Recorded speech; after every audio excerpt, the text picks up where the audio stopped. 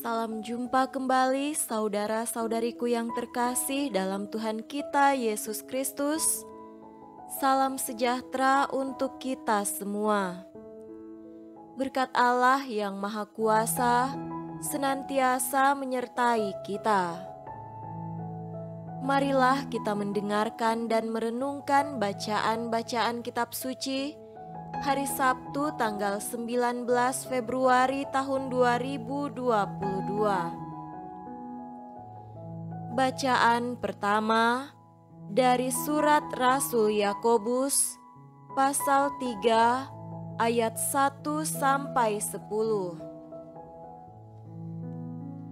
Sebab itu, hai saudara-saudara yang kudus, yang mendapat bagian dalam panggilan sorgawi, pandanglah kepada Rasul dan Imam besar yang kita akui, yaitu Yesus, yang setia kepada Dia yang telah menetapkannya, sebagaimana Musa pun setia dalam segenap rumahnya. Sebab Ia dipandang layak mendapat kemuliaan lebih besar daripada Musa, sama seperti ahli bangunan, lebih dihormati daripada rumah yang dibangunnya. Sebab setiap rumah dibangun oleh seorang ahli bangunan, tetapi ahli bangunan segala sesuatu ialah Allah. Dan Musa memang setia dalam segenap rumah Allah, sebagai pelayan untuk memberi kesaksian tentang apa yang akan diberitakan kemudian, tetapi Kristus setia sebagai anak yang mengepalai rumahnya.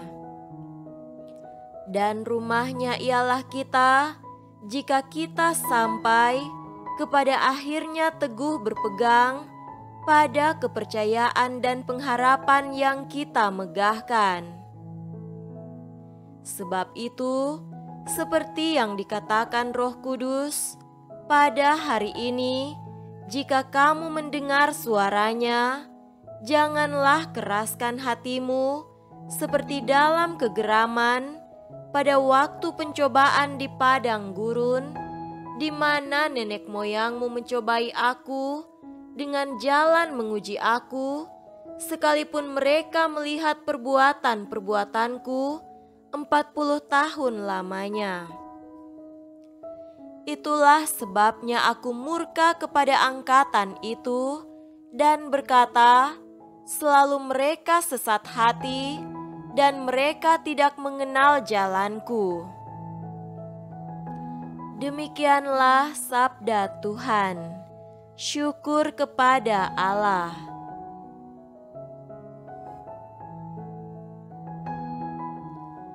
Semoga Tuhan beserta kita sekarang dan selama-lamanya. Inilah Injil suci menurut Markus. Dimuliakanlah Tuhan. Injil Markus pasal 9 ayat 2 sampai 13. 6 hari kemudian, Yesus membawa Petrus, Yakobus dan Yohanes, dan bersama-sama dengan mereka Ia naik ke sebuah gunung yang tinggi. Di situ mereka sendirian saja. Lalu Yesus berubah rupa di depan mata mereka, dan pakaiannya sangat putih berkilat-kilat. Tidak ada seorang pun di dunia ini yang dapat mengelantang pakaian seperti itu. Maka nampaklah kepada mereka Elia bersama dengan Musa, keduanya sedang berbicara dengan Yesus. Kata Petrus kepada Yesus, "Rabi, betapa bahagianya kami berada di tempat ini. Baiklah kami dirikan 3 kemah, 1 untuk engkau, 1 untuk Musa, dan 1 untuk Elia." Ia berkata demikian sebab tidak tahu apa yang harus dikatakannya, karena mereka sangat ketakutan. Maka datanglah awan menaungi mereka, dan dari dalam awan itu terdengar suara, "Inilah anak yang kukasihi, dengarkanlah dia." Dan sekonyong-konyong, waktu mereka memandang sekeliling mereka, mereka tidak melihat seorang pun lagi bersama mereka, kecuali Yesus seorang diri. Pada waktu mereka turun dari gunung itu, Yesus berpesan kepada mereka supaya mereka jangan menceritakan kepada seorang pun apa yang telah mereka lihat itu sebelum Anak Manusia bangkit dari antara orang mati. Mereka memegang pesan tadi sambil mempersoalkan di antara mereka apa yang dimaksud dengan bangkit dari antara orang mati. Lalu mereka bertanya kepadanya, mengapa ahli-ahli Taurat berkata bahwa Elia harus datang dahulu? Jawab Yesus, memang Elia akan datang dahulu dan memulihkan segala sesuatu. Hanya bagaimanakah dengan yang ada tertulis mengenai Anak Manusia, bahwa ia akan banyak menderita dan akan dihinakan? Tetapi aku berkata kepadamu, memang Elia sudah datang, dan orang memperlakukan dia menurut kehendak mereka, sesuai dengan yang ada tertulis tentang dia. Demikianlah sabda Tuhan. Terpujilah Kristus.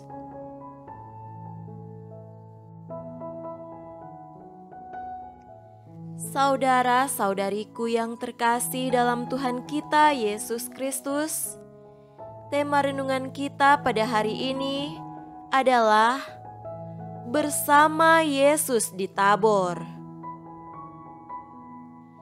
Para kudus dalam gereja menggunakan teks-teks Alkitab untuk berkontemplasi.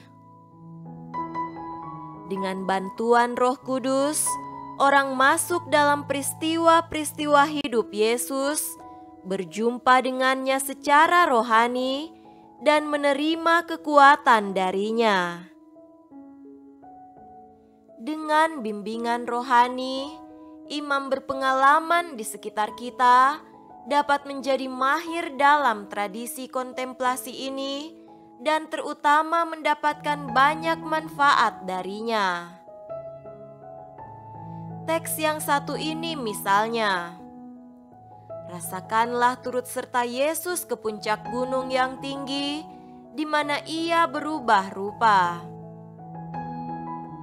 Pakaiannya menjadi sangat putih, kemudian nampak Elia dan Musa di sampingnya. Alamilah bahwa kemuliaan Yesus juga meliputi seluruh dirimu, memenuhimu dengan kuasa dan kehadiran, keharuman dan keindahan Tuhan.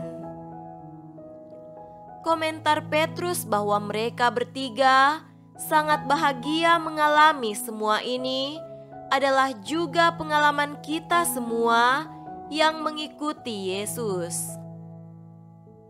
Alamilah senantiasa bahwa kebahagiaan melihat Tuhan adalah nilai tertinggi dalam hidup.